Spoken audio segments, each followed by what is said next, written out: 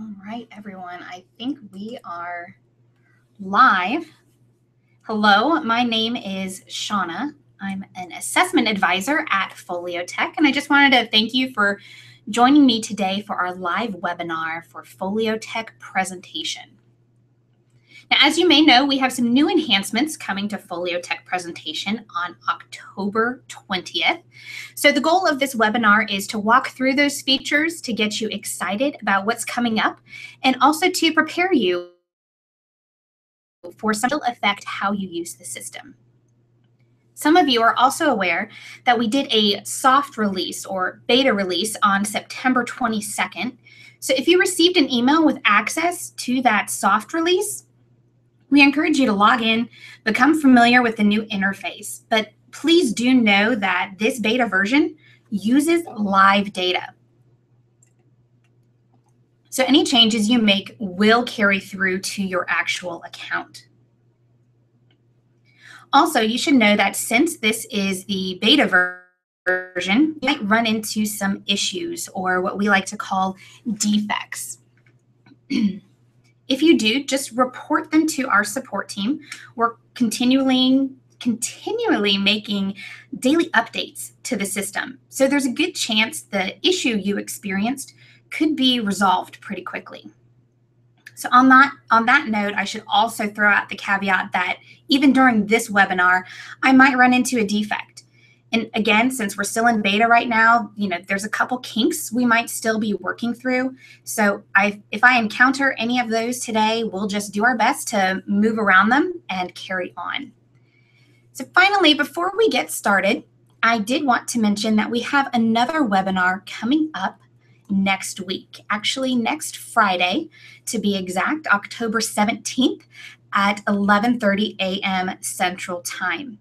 Furthermore, this webinar will be recorded. So the one you're watching right now, you'll be able to use the same URL you used to access this live version to come back and watch the recording later. All right, so let's talk about icons. One of the things you'll notice in this new release is the heavy use of icons. Why do we use icons? Well, first of all, people like them. We tend to gravitate toward visual images more so than text. It's also faster to understand the meaning of something when it's visually represented. And also the size. We can standardize the size of icons in a way that we can't necessarily do with text. And as we move toward a more mobile-friendly environment, we need to make sure we're able to efficiently manage the screen space that we're working with. Okay, so are you ready to see the brand new Foliotek presentation? Let me switch over and we'll take a look at a brand new user coming into Foliotek. Just going to stop sharing my screen here and we'll switch over.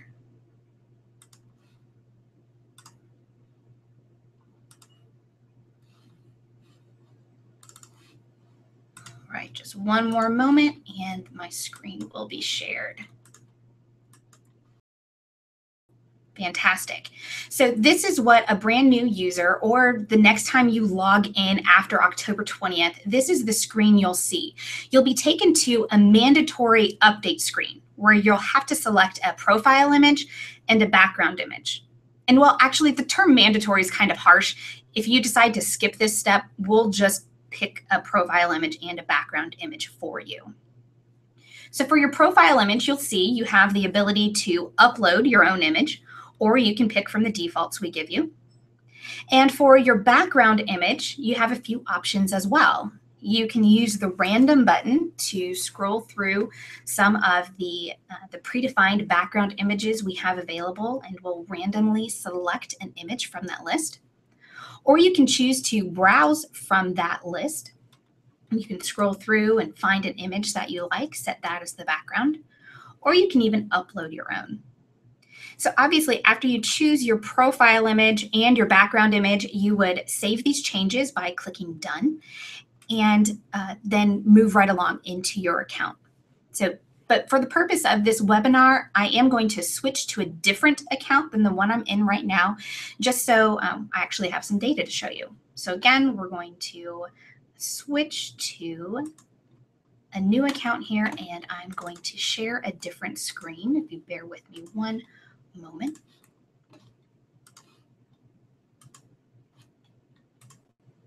Perfect. Okay, let's jump in. This is the new Foliotek Presentation dashboard. So this is the initial landing page for your account. And if you're familiar with the current version of Foliotek Presentation, then you'll know that this is a completely new screen. Before, you would have been taken directly to your ePortfolio management screen, but now you'll land on this dashboard. And we've developed this dashboard as a way to navigate to several aspects of your account and allow our users to choose where they want to go.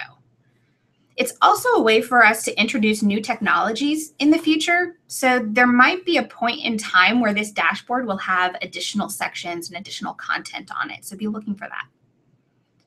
All right, so earlier I talked about the use of icons. And now you can see what I mean. Just about every item now has an icon associated with it. You'll want to get familiar with this top black bar. We see a lot of icons in this top black bar, and that's going to be a way to navigate between the different areas of your account. The first icon listed is for the dashboard. That's the screen that we're on right now. And you'll notice that as I hover over the icon, I'll get a tooltip that tells me what the icon is for. So let's go through these. We have dashboard, identity page, ePortfolios, communities, moderate communities if you have access, if applicable, and your files repository. I'll be going over all of these areas throughout the webinar, but let's just take a note of them now. Okay, so over here to the right, we have some more icons. You can chat with one of our support representatives. You can open up our help menu. And finally, there's a drop-down that gives you access to your account settings, feedback if you have any, and then, of course, logging out. All right, so that's the top black bar. Now let's talk about the other areas on our dashboard here. The main one that we see kind of front and center is the identity page. We get a preview of our identity page and access to edit it. And we'll come back to this in a bit. To the right, we have the moderator components. So the account that I'm using today is a moderator account. Most likely that would equate to a faculty account if you're working in a university. So if you're a student at a university or if you're a user that does not have moderator access, you won't see this section in the top here, and you won't see the apple in the top black bar. So those are only specific to moderators. Everything else is exactly the same for every user. So in our moderator section, excuse me, we see a number. This number indicates that we have 3 communities that we moderate. I can click on that number to see those communities, or I can click on this icon here to get a list of those 3 communities, or I can use the plus sign to create a new community. Below the moderator section, we have ePortfolios. Again, we have a number that indicates how many ePortfolios we have. I can click on that number or go to the tiles icon to get a list of my ePortfolios. And again, I can click on the plus sign and create a new ePortfolio. Finally, we have communities. We see here that we are a participant of 4 communities. Now, we should note that if you're a moderator of a community, that automatically makes you a participant or a member of that community. So essentially, this number 4 here is telling me that I'm a participant of 1 additional community besides the 3 that I moderate. Again, you can click on the number or the tiles icon to get to the list. And we have a plus sign to join a community. Yes, this means that I can join a community whether or not I first created a portfolio or an identity page. So current users of Foliotek Presentation will be really excited about that. Okay, so now we've covered everything about the dashboard. Let's jump into the identity page. As we can see, we have a preview of the identity page, and we can click on the edit button to get into the editing screen. So this user already has an identity page set up. But what is an identity page? Why would I want one? Well, one of the things we realized is that creating a portfolio is a big task. We have to decide how it's going to look, what to put in it, how to organize it, and it can kind of be overwhelming. So what we wanted to do was to deconstruct that process a little bit, help people get started with the basics that will eventually help them create their e-portfolio. So an identity page is a public-facing website, excuse me here, that offers key components of who we are. Excuse me. And it can also connect to other social areas. So the identity page can serve as a gateway for others to learn more about you. So let's go over the various aspects of your identity page. We have your name. And as you see, as I hover over these areas, we have the ability to edit and modify the content. We have a brief description about myself. We have links to other areas that I want to direct people to, so maybe my e-portfolio or links to social networking sites. We have information about my education and my employment history, as well as a way to contact me. And now ultimately, users will be able to showcase their projects within an identity page. We'll come back to that later. All right, and over here to the left, we have a menu of editing options. So you'll see this little list icon throughout the site. It's always going to indicate that there are more actions available. So if we click this list icon, we'll see we have several options. We can edit the template, choose a different template for our identity page. We can edit the content. We have several components that we can edit. We have our profile information. We can link to social networking sites. We have your employment and education experience that you can edit as well.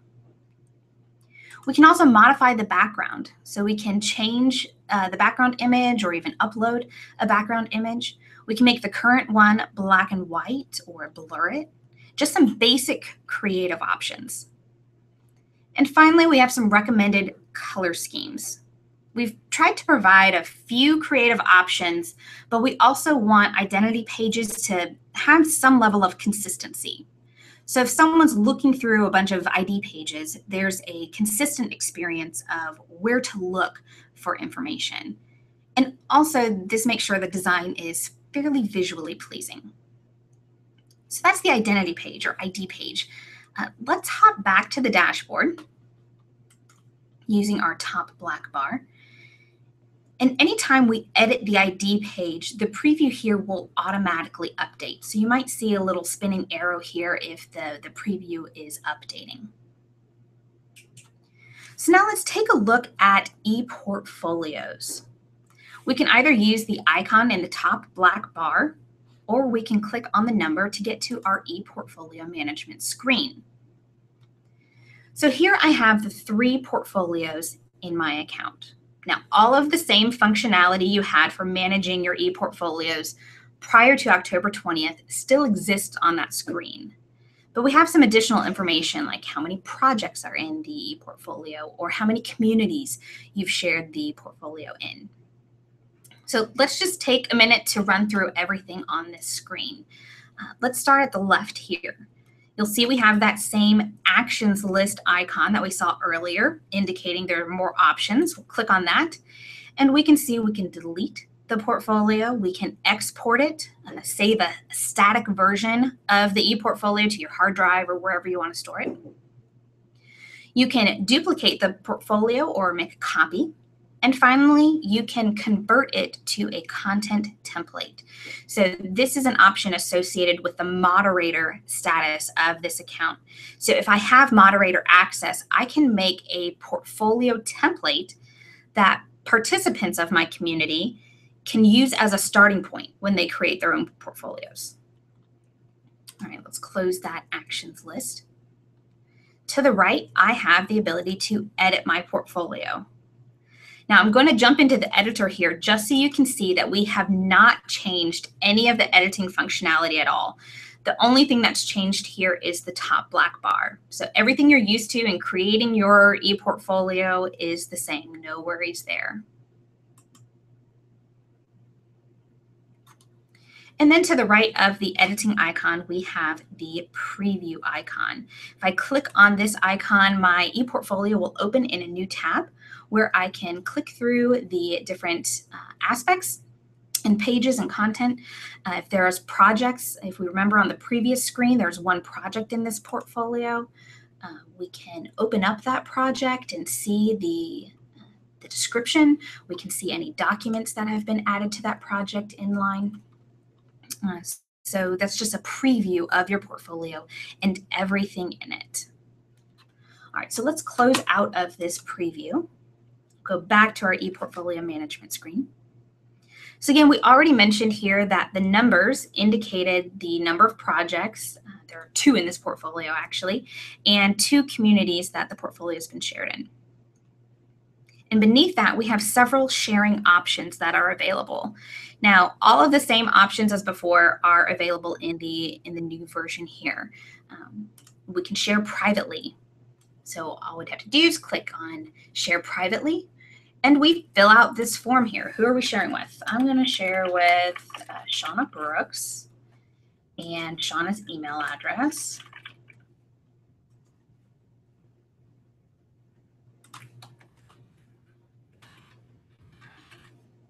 When the share starts and ends.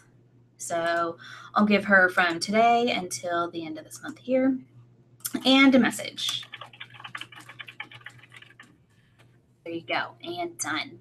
So now Shauna will get an email with a link to my portfolio. That's a private link. And you'll notice to the right here, we have all of our current private shares listed where we can edit and even remove those shares. Another way we can share the portfolio is publicly. So if we click Share Publicly, we'll create a unique URL. Validate that it is unique, and then you share the ePortfolio. After you've created that public URL, you can also share in LinkedIn, Twitter, and Facebook. And at any time, you can come back here and click the Stop Share icon to stop sharing your portfolio publicly. Another thing you can do to share your portfolio is to make it collaborative. Now, this is similar to sharing privately, as in you'll fill in this form, you'll email someone the portfolio, but the difference is that the person you invite to collaborate on your portfolio will actually be able to add content to the portfolio. So not change the design, but we'll be able to add text and pages and files. And finally, we can share this portfolio in a community. So you're done creating your ePortfolio, you're super proud of it, and you want to share it in a community. I'm going to come down to the design portfolio since you can see we have not shared it in a community yet. And we click the Share in a Community link. Now, if you've never joined a community before, you'll be required to enter an invite code to join the community. And in some instances, I may be automatically joined to a community that my university has designated for me. So those would be listed here, along with any of the other previous communities I've joined. You can just click on the community we want and click Done. And now you'll see the number for our communities for this portfolio has changed to 1. And if we click that number, we'll get to the community management screen. But before I do that, let's actually get to the community management screen from the top black bar. So I'll click on the icon for communities.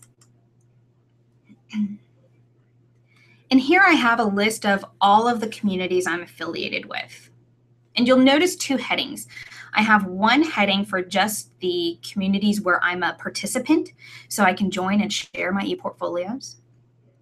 And we have another heading for the communities where I'm not only a participant, but also a moderator. All right, so let's go back to that previous screen. I want to show you something cool. If we go back to our ePortfolios and we click on the number for the communities, we get taken to the community management screen, but you'll notice that the community list is now filtered by the portfolio that we selected. So I'm only going to see the communities that are related to this project's portfolio. If I want to get a list of all of my communities, I just click on the drop-down and change the view. Furthermore, at any time, I can come back to this community management screen to share an ePortfolio in any of these communities. All I have to do is click on that list icon, click on the ePortfolios icon, and you click Add Portfolio.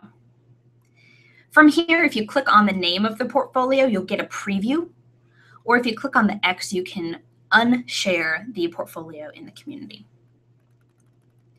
All right, so what even does a community look like? We can use the icon here that looks like an eyeball to view the community. I'm going to view the Sunlight Meadows community.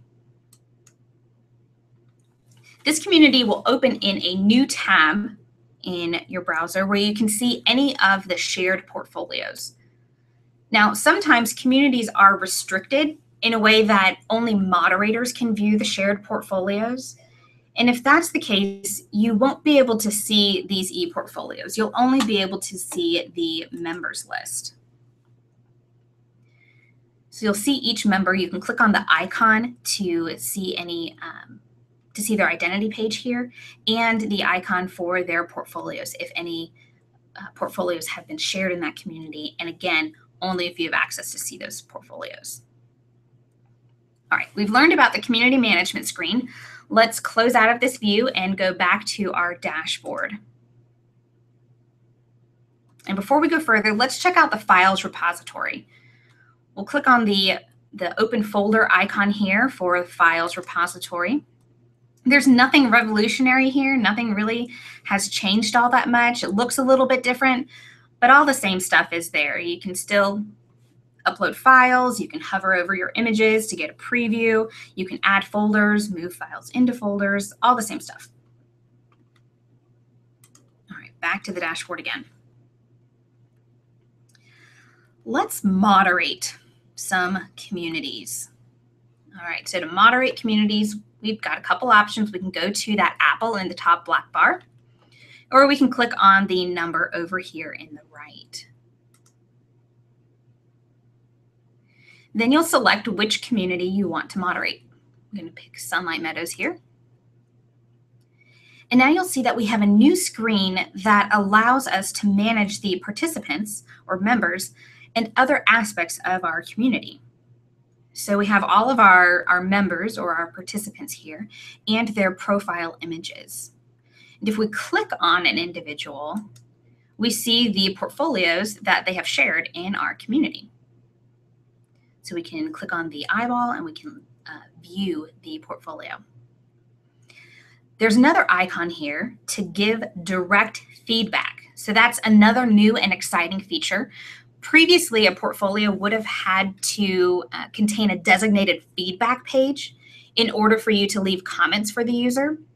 But now you can click on this feedback icon, type in a message, done. That person will receive your feedback without having to have that designated feedback page. And furthermore, even the members within a community can leave feedback for each other. So let me show you how that works. If we switch to a more participant view of the community, I'm just using the actions menu here and clicking the view community icon. We can see that for each portfolio that's been shared in the community, there's a feedback link. So the members can leave feedback for other members of that community. Okay, we're going to close that view. Let's go back to that members list.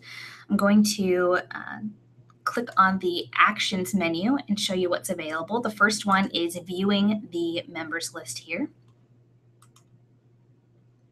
We can also view the templates that are being used for this community if you have any. We can generate reports, various reports on the activity in our community. Again, that eyeball, that view community link, that's the previous view we were just in. And then finally, the settings for the community. Several things we can change here. We can make our community inactive so it doesn't show up in our list anymore. We can send invites for others to join our community, and we see the invite code associated with this community. And here's that visibility setting that I was mentioning earlier. This community is private, meaning that only the members that have joined the community, as well as the moderator, can view any shared portfolios.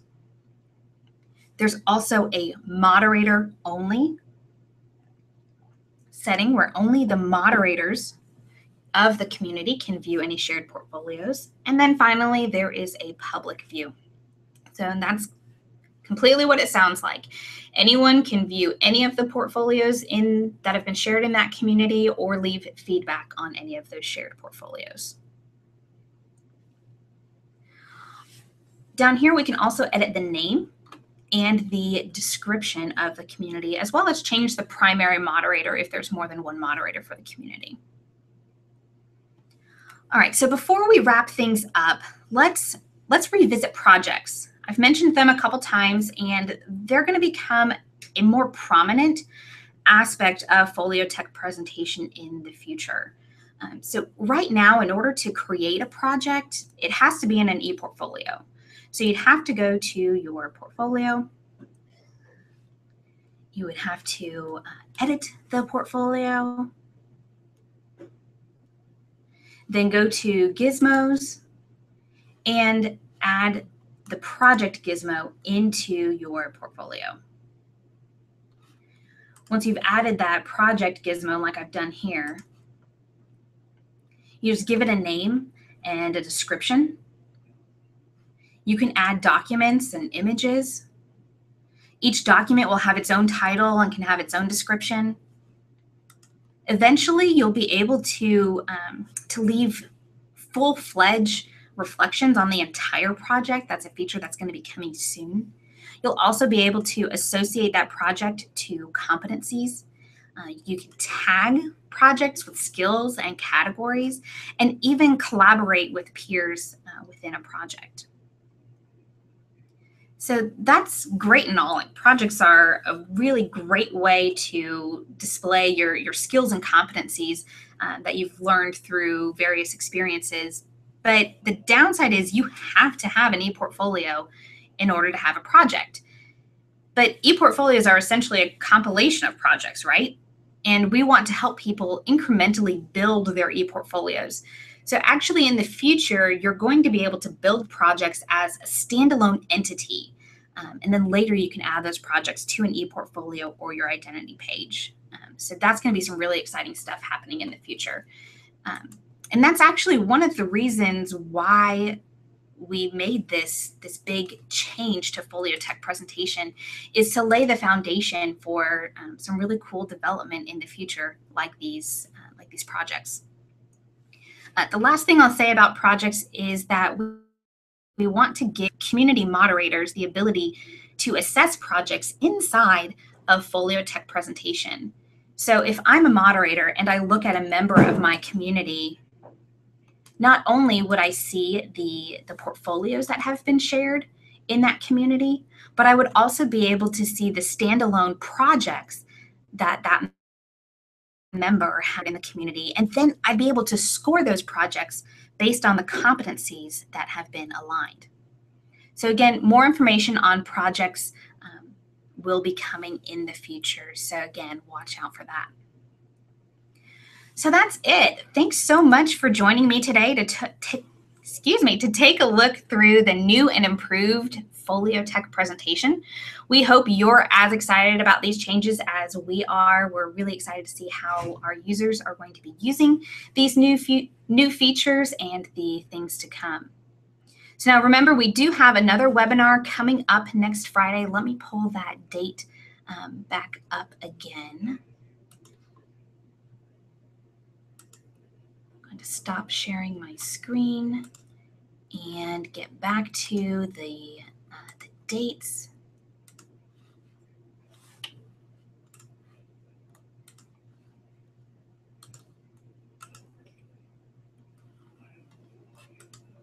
there you are. There's the date again, October 17th. And that's a Friday. That's next Friday at 11 a.m. Central Time. Also, again, remember this webinar is recorded, so you can hand out the URL you used to watch this webinar today to anyone who may have not been able to attend.